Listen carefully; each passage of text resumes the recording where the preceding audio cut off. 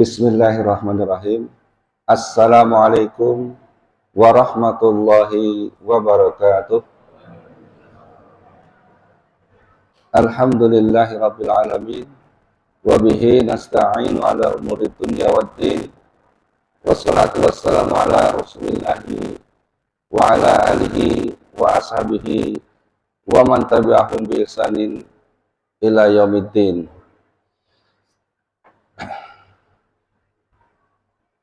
Ketua Tamir Masjid Al-Iman beserta pengurus dan juga jamaah sekalian yang semoga senantiasa mendapatkan limpahan rahmat, nikmat, taufik dan juga hidayah dari Allah Tabaraka wa Ta'ala.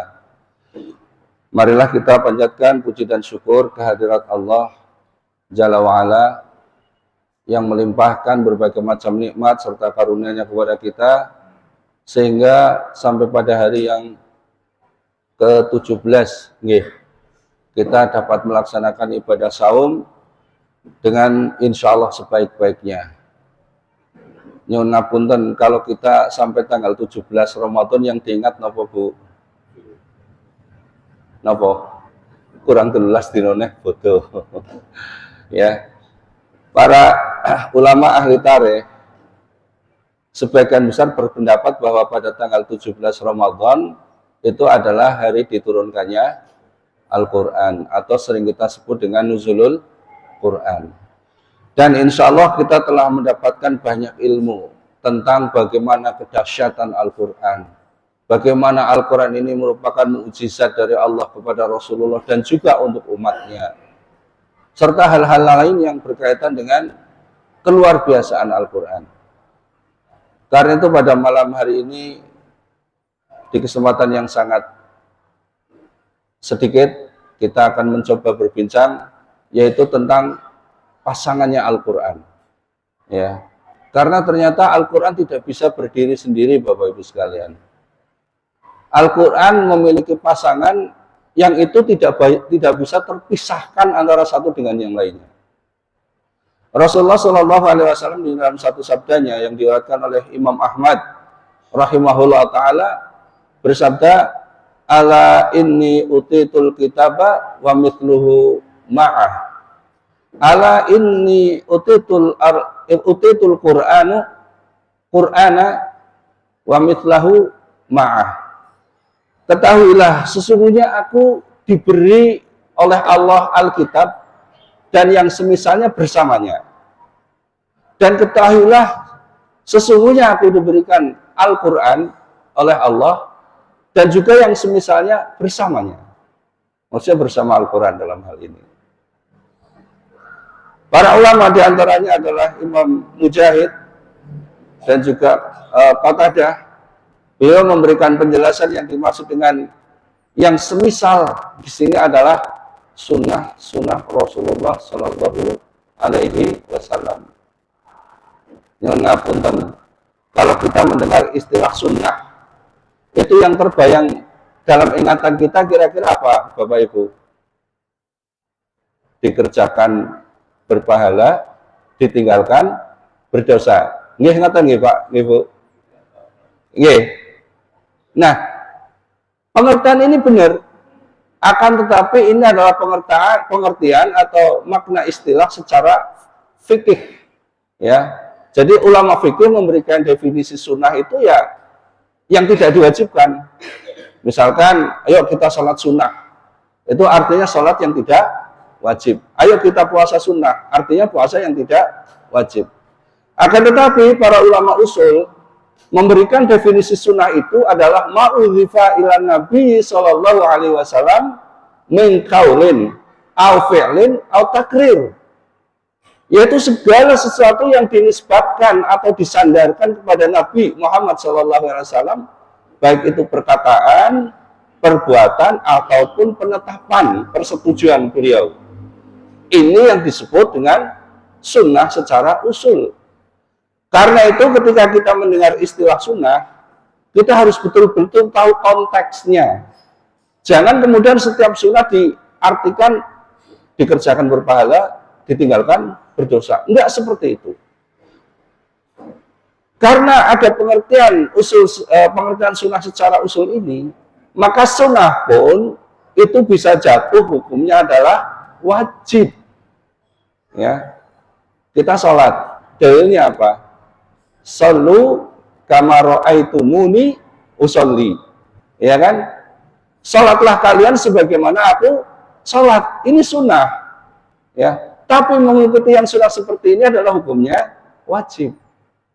Nah ini agar kita tidak istilahnya apa? Salah persepsi, katanya. Jadi kita paham bahwa sunnah itu memiliki makna istilah baik secara usul maupun secara fikih. Karena itu nanti kalau ada, yuk kita kerjakan sunnah Rasul. Nah kita harus betul-betul tahu konteksnya. Ya karena apa? Sunnah itu juga nanti ada yang hukumnya wajib. Ada sunnah yang memang hukumnya adalah sunnah. Nah, oleh karena itu Bapak Ibu sekalian, nah karena sunnah ini ya adalah merupakan penjelasan ya, yang diturunkan oleh Allah kepada Rasulullah untuk menjelaskan Al-Quran, maka sunnah ini adalah semisal dengan Al-Quran. Semisal dengan Al-Quran. Di dalam surat An-Nisa ayat 8, bukan An-Nisa, Al-An'am 19. Allah Subhanahu wa taala berfirman, "Wa uhiya ilayya hadzal Qur'anu li'unzirakum bihi wa man balagh." Dan diwahyukan kepadaku Al-Qur'an ini agar supaya aku dapat memberikan peringatan kepada kamu sekalian dan siapa saja yang sampai kepadanya Al-Qur'an. Ya, di dalam hal ini ada di situ ada Al-Qur'an, disebut Quran, juga disebut dengan Al-Dzikr. Nah, ketika disebut Al-Dzikr maksudnya adalah Al-Qur'an dan As-Sunnah. Ya, karena Al-Dzikr ini adalah penjelasan daripada Al-Qur'an. Sehingga di dalam ayat lain disebutkan juga innama anta mudzakir. Sesungguhnya engkau adalah hanyalah sebagai pemberi peringatan. Rasulullah disebut dengan al-mudzakir. Ya, pekerjaannya ya adzikr ini, memberi peringatan. Oleh karena itu Bapak Ibu sekalian, maka janganlah kita pernah menganggap remeh tentang sunnah-sunnah Rasulullah.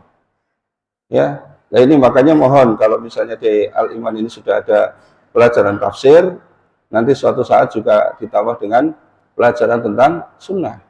Gotang corone kalau misalnya hanya Al-Quran saja yang dipelajari tanpa kita belajar dengan sunnah-sunnah Rasul.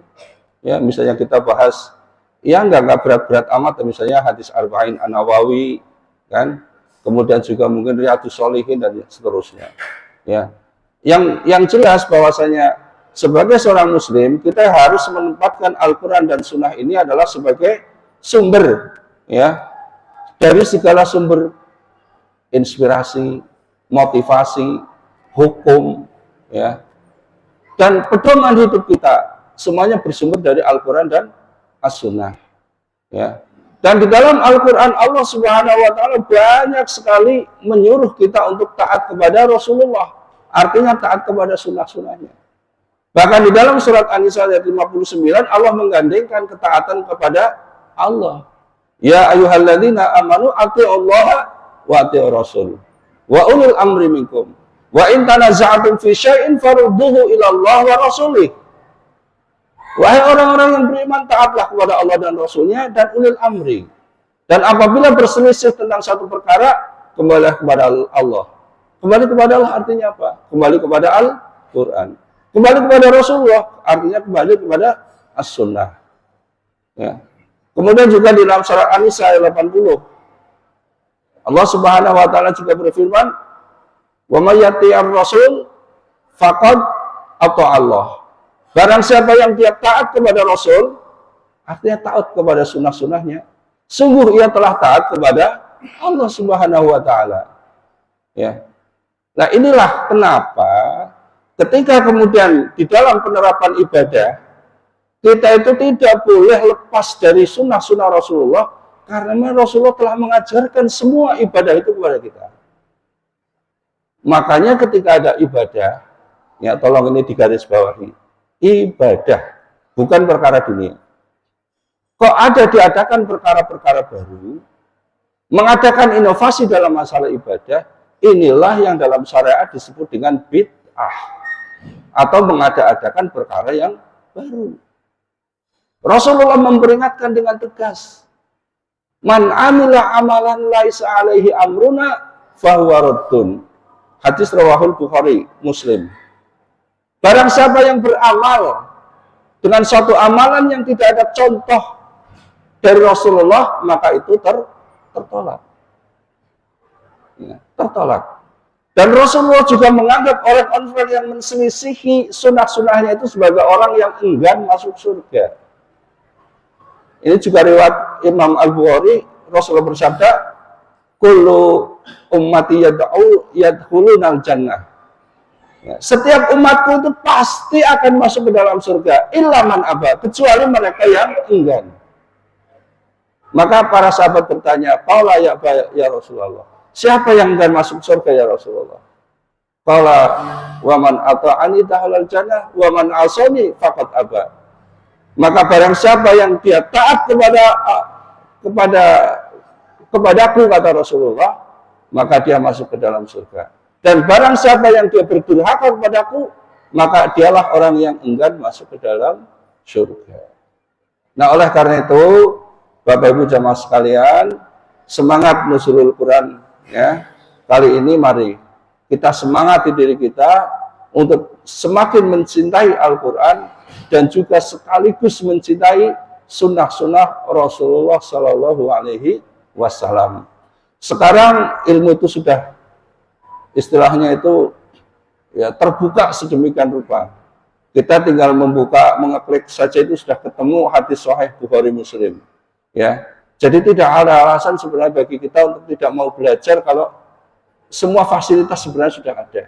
Dan mari kita manfaatkan fasilitas-fasilitas tersebut agar kita dapat meningkat kualitas ibadah kita, sehingga kita beribadah kepada Allah dengan sebaik-baiknya, bukan karena semata-mata taklid mengikuti apa yang dikatakan oleh guru-guru kita, tapi juga kita belajar, mencari juga, ya, mencari apakah memang ini adalah amalan yang sesuai dengan sunnah-sunnah Rasul atau ini menselisihi Rasulullah.